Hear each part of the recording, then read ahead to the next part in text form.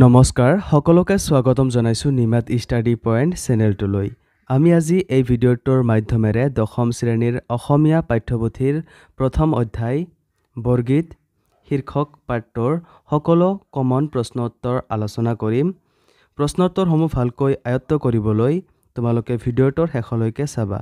ভিডিঅ'টোৰ পৰা উপকৃত হ'লে ভিডিঅ'টো লাইক আৰু তোমালোকৰ গ্ৰুপত শ্বেয়াৰ কৰিবা।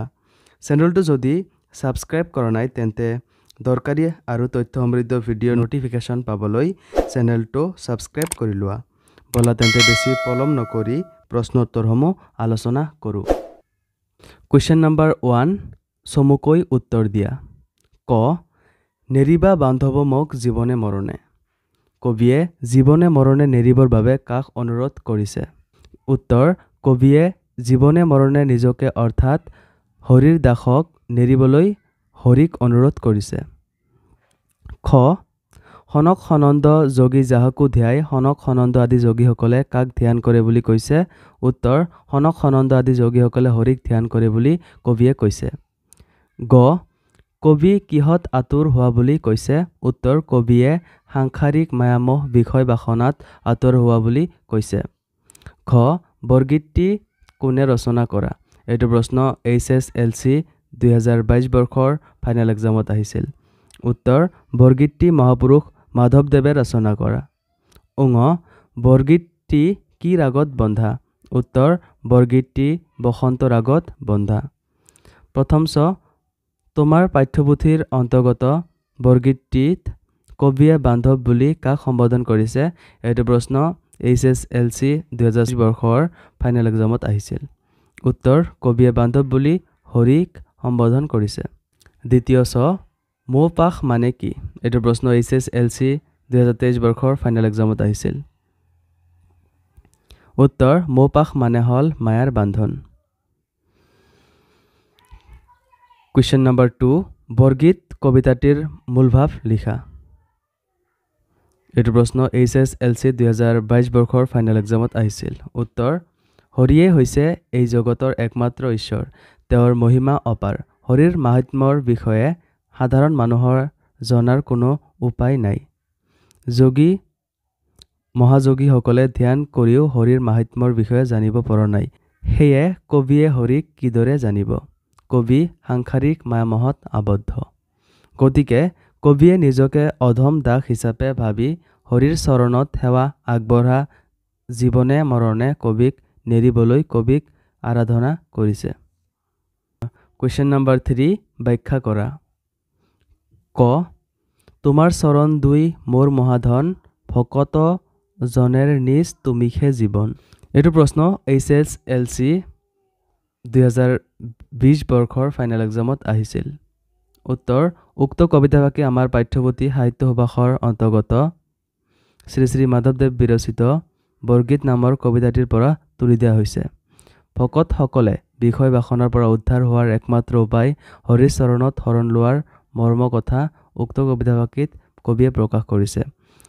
মানুহে পাৰ্থিৱ জীৱনত নানা বিষয় বাসনাত লিপ্ত হৈ অধৰ্ম কৰে। কবিয়েও মায়ামোহত আবদ্ধ হৈ পৰিছে। সেয়ে কবিয়ে হৰিৰ শৰণ লৈ কৈছে যে হৰিৰ চৰণ যুগল হৈছে কবিৰ মহাধন। হৰিৰ চৰণত শৰণ লোৱাৰ বাহিৰে ভকতসকলৰ উদ্ধাৰৰ আন কোনো বিকল্প নাই। সেয়ে তেওঁ হৰিৰ শৰণত নিজকে সমৰ্পণ কৰিছে। খ, সহস্ৰ বয়নে যাক নাপাৱন্ত সীমা অধমে জানিব কেনে তোমাৰ মহিমা। এইটো প্ৰশ্ন HSLC 2018 বৰ্ষৰ ফাইনেল এক্সামত আহিছিল। উত্তৰ, উক্ত কবিতাভাগি আমাৰ পাঠ্যপুথি সাহিত্য সুভাষৰ অন্তৰ্গত শ্ৰী শ্ৰী মাধৱদেৱ বিৰচিত বৰগীত নামৰ কবিতাটিৰ পৰা তুলি দিয়া হৈছে। ভগৱান শ্ৰীহৰিৰ অপাৰ মহিমা প্ৰকাশ কৰিবলৈ গৈ কবিয়ে উক্ত কবিতাভাগি উল্লেখ কৰিছে। শ্ৰীহৰি বিশ্ব ব্ৰহ্মাণ্ডৰ ঈশ্বৰ, তেওঁৰ মহিমা যোগী মহাযোগীসকলেও তপস্যা কৰিও বুজিব পৰা নাই। তেনে ক্ষেত্ৰত কবি মাধৱদেৱে কেনেদৰে হৰিৰ মহিমা বুজি পাব? একমাত্ৰ হৰিৰ কৃপা অবিহনে কোনেও হৰিক বুজিব নোৱাৰে আৰু মায়ামোহৰ পৰাও মুক্তি লাভ কৰিব নোৱাৰে।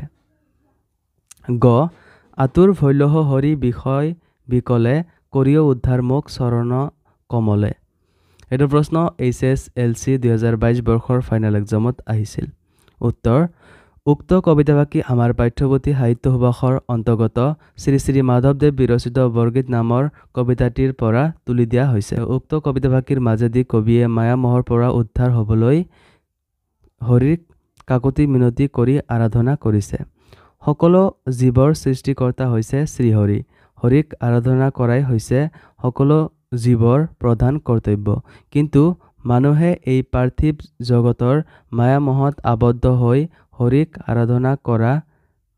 আৰাধনাৰ কথা পাহৰি বিষয় বাসনাত লিপ্ত হৈ অধৰ্মত লিপ্ত হৈছে কবি মাধৱদেৱেও মায়ামোহত আবদ্ধ হৈ পৰিছে সেয়ে কবিয়ে নিজক এই বিষয় বাসনাৰ পৰা উদ্ধাৰৰ বাবে হৰিৰ চৰণ কমলত শৰণ লৈছে কুৱেশ্যন নম্বৰ 4 হনক সনন্দি যোগী যাহাকু ধ্যাই সকল নিগমে যাক বিচাৰি নাপায় তাৎপৰ্য বিচাৰ কৰা এইটো প্ৰশ্ন HSLC 2019-20 বৰ্ষৰ ফাইনেল এক্সামত আহিছিল উত্তৰ নিষ্কাম ধ্যানৰ দ্বাৰাহে হৰিক লাভ কৰি বিষয় বাসনাৰ পৰা মুক্ত হ'ব পাৰি হনক সনন্দ আদি যোগীসকলে সদায় হৰিৰ ধ্যানত মগ্ন থাকিও হৰিৰ মহিমা বুজিব পৰা নাই তেনে ক্ষেত্ৰত কবিৰ নিচিনা সাধাৰণ মানুহে হৰিৰ মহিমা কেনেকৈ বুজিব পাব বুলি উক্ত কবিতাভাকিত কবিয়ে আক্ষেপ কৰিছে কুৱেশ্যন নম্বৰ 5 বৰগীতৰ 4টা লক্ষণৰ বিষয়ে লিখা এইটো প্ৰশ্ন 2013 2018 আৰু 2022 বৰ্ষৰ HSLC ফাইনেল এক্সামত আহিছিল সো এইটো প্ৰশ্ন ইম্পৰ্টেণ্ট হয় তোমালোকে চাই ল'বা উত্তৰ বৰগীতটিৰ 4টা লক্ষণ হ'ল ক বৰগীতসমূহ শাস্ত্ৰীয় ৰাগযুক্ত খ বৰগীতৰ ভাষা ব্ৰজাৱলী গ বৰগীতসমূহ ভক্তিমূলক খ বৰগীতসমূহত ভক্তি ৰসৰ উপৰিও দাস্য ৰস শান্ত ৰস বৎসল্য ৰস আদিৰো সমাৱেশ ঘটিছে কুৱেশ্যন নম্বৰ 6 চমুটোকা লিখা ব্ৰজাৱলী ভাষা আৰু বৰগীত উত্তৰ বৰগীত মহাপুৰুষ শংকৰদেৱ আৰু মাধৱদেৱে ৰচনা কৰা বিশেষ কিছু সংখ্যক গীতক বৰগীত বোলা হয় উচ্চমান বিশিষ্ট সৱলীল ভাষা স্তুতিমূলক শাস্ত্ৰীয় ৰাগযুক্ত বৰগীতবোৰ আধ্যাত্মিক ভাৱেৰে আলপুত শংকৰদেৱে 12কুৰি বৰগীত ৰচনা কৰিছিল যদিও মাত্ৰ 14-14টাহে বৰ্তমানত পোৱা যায় মাধৱদেৱৰ ফণিতা থকা মুঠ 157টা বৰগীত পোৱা যায় ইয়াৰ উপৰিও ভাৱ আৰু ভাষালৈ লক্ষ্য কৰি মাধৱদেৱে ৰচনা কৰা মুঠ বৰগীতৰ সংখ্যা 911টা বুলি পণ্ডিতসকলে অনুমান কৰিছে বৰগীতৰ কিছুমান বিশেষ বৈশিষ্ট্য তলত উল্লেখ কৰা হ'ল নম্বৰ 1 বৰগীতসমূহ শাস্ত্ৰীয় ৰাগযুক্ত নম্বৰ 2 বৰগীতৰ ভাষা ব্ৰজাৱলী নম্বৰ 3 বৰগীতসমূহ ভক্তিমূলক তথা ঈশ্বৰৰ মাহাত্ম্য প্ৰকাশক নম্বৰ 4 মহাপুৰুষ শংকৰদেৱ আৰু মাধৱদেৱে ৰচনা কৰা গীতসমূহকে বৰগীত বুলি কোৱা হয় নম্বৰ 5 বৰগীতসমূহত ভক্তি ৰসৰ প্ৰাধান্য বেছি যদিও অন্যান্য ৰস যেনে দাস্য ৰস শান্ত ৰস বাৎসল্য ৰস আদিৰো সমাৱেশ ঘটিছে ব্ৰজাৱলী ভাষা এক প্ৰকাৰৰ কৃত্ৰিম সাহিত্যিক ভাষা ব্ৰজাৱলী ভাষাৰ মূল ভেটি মৈথিলী যদিও ভোজপুৰী নেৱাৰী আৰু কাষৰীয়া অঞ্চলৰ আন ভাষাৰ সংমিশ্ৰণেৰে এই ঠাই